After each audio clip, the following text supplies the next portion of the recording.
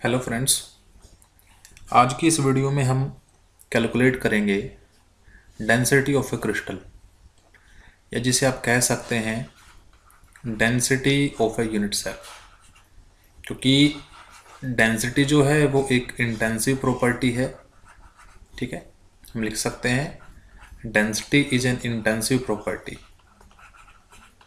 Density is an intensive property, वो एक intensive property है, यानी कि इन डेंसिटी जो है वो नेचर पर डिपेंड करती है, अमाउंट पर नहीं, ये हम कह सकते हैं। इसका मतलब ये है कि चाहे हम डेंसिटी किसी यूनिट सेल की कैलकुलेट करें, चाहे हम डेंसिटी पूरे क्रिस्टल की कैलकुलेट करें, वो दोनों सेम ही आएंगी। Density of unit cell equal होगी डेंसिटी ऑफ क्रिस्टल के। इसलिए आज के टॉपिक में हम कैलकुलेट करना सीखेंगे density of a unit cell. ठीक है, जो डेंसिटी ऑफ यूनिट सेल होती है वो डेंसिटी ऑफ क्रिस्टल के इक्वल आती है। तो हम यहाँ यूनिट सेल की अगर डेंसिटी कैलकुलेट करना सीख जाएं तो हम कह सकते हैं क्रिस्टल की डेंसिटी हम कैलकुलेट कर चुके हैं।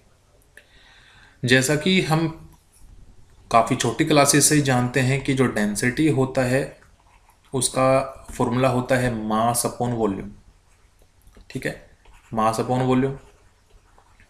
क्योंकि मुझे यहाँ डेंसिटी कैलकुलेट करनी है डेंसिटी ऑफ यूनिट सेल, तो इसलिए मुझे जो मास चाहिए वो भी यूनिट सेल का ही चाहिए, और जो वॉल्यूम चाहिए वो भी यूनिट सेल की ही चाहिए। So density of unit cell is equal to mass of unit cell. Unit cell के मास भी यूनिट सेल का ही हमें चाहिए होगा, और वॉल्यूम भी हमें यूनिट सेल की ही चाहिए होगी। तो अगर किसी तरीके से हम ये दोनों कैलकुलेट कर पाएँ, अगर हम mass of unit cell calculate कर पाएँ और volume of unit cell calculate कर पाएँ, तो हम इजिली डेंसिटी जो है कैलकुलेट कर सकते हैं। क्योंकि यूनिट सेल में जो पार्टिकल्स होते हैं या तो वो एटम की फॉर्म में होते हैं या मॉलिक्यूल की फॉर्म में होते हैं, और जनरली एटम और मॉलिक्यूल्स के मास को हम रिप्रेजेंट करते हैं इन टर्म्स ऑफ एटॉमिक मासेस और मॉलिक्यूलर मासेस। और जब कभी किसी भी एटम का मास, एटॉमिक मास को हम ग्राम की फॉर्म में रिप्रेजेंट करते हैं, तो इसका मतलब वहां पर एवोगैड्रो नंबर ऑफ पार्टिकल्स यानी एवोगैड्रो नंबर ऑफ एटम्स या मॉलिक्यूल्स का मास कैलकुलेट किया गया होता है। लेकिन जैसा कि हम यूनिट सेल के रैंकों से जानते हैं, किसी भी यूनिट सेल में एवोगैड्रो नंबर ऑफ पार्टिकल्स नहीं मिलते, कुछ गिने चुने ही पार्टिकल मिलते हैं। जैसे सिंपल क्यूबिक में हमें सिर्फ एक पार्टिकल मिलता है, जो सिंपल क्यूबिक होता है बिल्कुल, जिसको हम प्रिमिटिव कहते हैं, उसमें सिर्फ और सिर्फ एक पार्टिकल होता है। बॉडी सेंटर्ड जो क्यूबिक होता है उसमें दो पार्टिकल होते हैं। इसी तरीके से फेस सेंटर्ड क्यूबिक में हमें सिर्फ और सिर्फ चार पार्टिकल मिलते हैं। तो हम ग्राम की फॉर्म में यहाँ रिप्रेजेंट नहीं कर सकते, क्योंकि अगर मैंने किसी भी एटम के मास को एज इट इज़ पुट किया तो वो एवोगैड्रो नंबर ऑफ पार्टिकल्स का मास हो जाएगा। लेकिन हमारे यूनिट सेल में जो पार्टिकल हैं वो इतने सारे नहीं हैं, तो हम ये लिखते हैं, कहता है if m is the mass, if m is the mass of Avogadro number of particles, अगर m जो है वो एवोगैड्रो नंबर ऑफ पार्टिकल्स का, इसमें अगर वो पार्टिकल्स एटम के हैं तो एटम हो सकते हैं, अगर वो पार्टिकल मॉलिक्यूल हैं तो वो मॉलिक्यूल भी हो सकते हैं। ठीक है, तो हम कह सकते हैं m is the mass of Avogadro particles. इसका रिवर्स भी हम कह सकते हैं कि if Na particles has mass m। ठीक है, Na पार्टिकल्स का जो मास है वो कितना है, m है, m मास। अगर मैं यहाँ से एक पार्टिकल का मास कैलकुलेट करूँ तो एक पार्टिकल का जो मास आएगा वो सिंपल सी बात है m अपॉन Na आ जाएगा। लेकिन किसी भी यूनिट सेल में जो पार्टिकल्स प्रेजेंट होते हैं वो उसके रैंक के बराबर होते हैं, और रैंक को हम रिप्रेजेंट करते हैं किससे, z से। तो हम लिख देंगे यहाँ कि जो नंबर ऑफ पार्टिकल प्रेजेंट होंगे, number of particle in unit cell, number of particle in unit cell, unit cell में जो पार्टिकल प्रेजेंट होते हैं वो उसके रैंक के इक्वल होते हैं। ठीक है, और रैंक को हम रिप्रेजेंट करते हैं जेड से। तो यहाँ से अगर हम देखें वापस, तो अगर एवोगैड्रो पार्टिकल का मास m था, एक पार्टिकल का मास m/Na है, तो हम लिख सकते हैं कि जेड पार्टिकल का जो मास होगा, ठीक है, जेड पार्टिकल का जो मास होगा वो आपका आएगा m upon Na into z. So ये जो टर्म है, ये टर्म हमारी मास आ गया। इसमें हम लिख सकते हैं मास ऑफ यूनिट सेल। ये यूनिट सेल का मास आ गया, क्योंकि किसी भी यूनिट सेल का जो मास है वो उसमें प्रेजेंट पार्टिकल्स की वजह से ही होता है, ठीक है। और हमने यहाँ जेड पार्टिकल्स का मास कैलकुलेट कर लिया। इसी टाइप से अगर हम बात करें वॉल्यूम ऑफ यूनिट सेल की, तो यहाँ पर जो है यूनिट सेल हम कंसिडर करके चले हैं cubic unit cell. So volume of जो यूनिट सेल होती है, volume of cubic unit cell, so लिखेंगे volume of cubic unit cell. Volume of cubic unit cell, किसी भी क्यूबिक यूनिट सेल की जो वॉल्यूम होती है वो हमेशा उसकी साइड का क्यूब होती है, ठीक है। अगर साइड को हम मान लें ए, तो वो ए क्यूब आएगी। तो यहाँ से हमें जो है वॉल्यूम भी मिल गई यूनिट सेल की, यहाँ से हमें मास भी मिल गया यूनिट सेल का।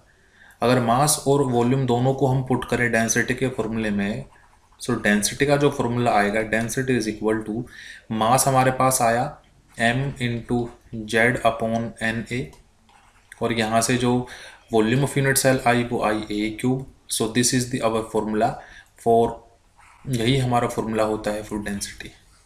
सो किसी भी क्रिस्टल की, किसी भी यूनिट सेल की डेंसिटी हम इसी फॉर्मूले से कैलकुलेट कर लेते हैं। एक बात जो यहाँ से ध्यान रखनी है वो क्या, कि यूनिट्स जो होंगी, यूनिट्स ऑफ डेंसिटी, यूनिट्स की जो डेंसिटी की जो यूनिट्स होंगी, should be in terms of, should be in terms of, वो साइड के, यानी उस यूनिट सेल के साइड की यूनिट्स के टर्म में होने चाहिए। तो units of density should be in term of a मतलब साइड। दैट इज मतलब कि अगर डेंसिटी जो है वो सेंटीमीटर क्यूब की फॉर्म में प्रेजेंट है, तो ए आपका सेंटीमीटर फॉर्म में होना चाहिए, ठीक है। मान लो डेंसिटी हमारी दी गई है ग्राम पर सेंटीमीटर क्यूब, तो जो ए की वैल्यू है वो आपको सेंटीमीटर की फॉर्म में गिवन होगी या होनी चाहिए। सेकंड, डेंसिटी अगर किलोग्राम पर मीटर क्यूब की फॉर्म में दी गई है, तो यहाँ से जो साइड होगी यूनिट सेल की वो भी मीटर की फॉर्म में होगी। और अगर डेंसिटी हमें ग्राम पर पिकोमीटर क्यूब की फॉर्म में दी गई है, तो जो ए है, जो साइड है, वो भी पिकोमीटर की फॉर्म में होना चाहिए। यानी जो यूनिट्स होंगी डेंसिटी की और साइड की वो सिमिलर होनी चाहिए, एक ही टर्म में होनी चाहिए। लेकिन अगर ऐसा नहीं दिया गया है, जैसे जो डेंसिटी है वो हमसे वो पूछता है ग्राम पर सेंटीमीटर क्यूब में, लेकिन जो ए है, साइड है, वो हमें दे रखी हो इन टर्म्स ऑफ पिकोमीटर, ठीक है। तो फॉर्मूला है m इंटू जेड, और ए हमें किसकी फॉर्म में दे दिया हो, पिकोमीटर में। तो वैल्यू हमें दी गई है पिकोमीटर में, पूछा है हमें सेंटीमीटर क्यूब में। तो ऐसे केस में हम इसके 10⁻³ से मल्टीप्लाई करते हैं। और इसका रिवर्स, अगर डेंसिटी जो है वो हमसे पूछी गई मीटर की फॉर्म में, ठीक है, किलोग्राम पर मीटर की फॉर्म में अगर पूछ लिया मान लो, और जो ए है साइड वो है वो हमें पिकोमीटर की फॉर्म में ही दी गई है, तो उसको डायरेक्टली कैलकुलेट करने के लिए हमें क्या करना है, 10⁻36 से हम मल्टीप्लाई करेंगे डिनोमिनेटर में। तो हमारी जो डेंसिटी है वो किलोग्राम पर मीटर क्यूब में आ जाएगी, और 10⁻30 से मल्टीप्लाई करेंगे तो ग्राम पर सेंटीमीटर की फॉर्म में आ जाएगी। सो एक फॉर्मूला ये हमारे पास बन गया, एक फॉर्मूला ये हमारे पास बन गया। इन्हीं दोनों फॉर्मूलोज का यूज़ करके हम इजीली किसी भी यूनिट सेल की डेंसिटी को कैलकुलेट कर सकते हैं। तो फ्रेंड्स, आज की वीडियो में इतना ही। अगर आपको वीडियो अच्छी लगे तो लाइक, शेयर, सब्सक्राइब कीजिएगा। अगर आपको कोई डाउट हो तो कमेंट बॉक्स में कमेंट कीजिएगा। Thank you friends.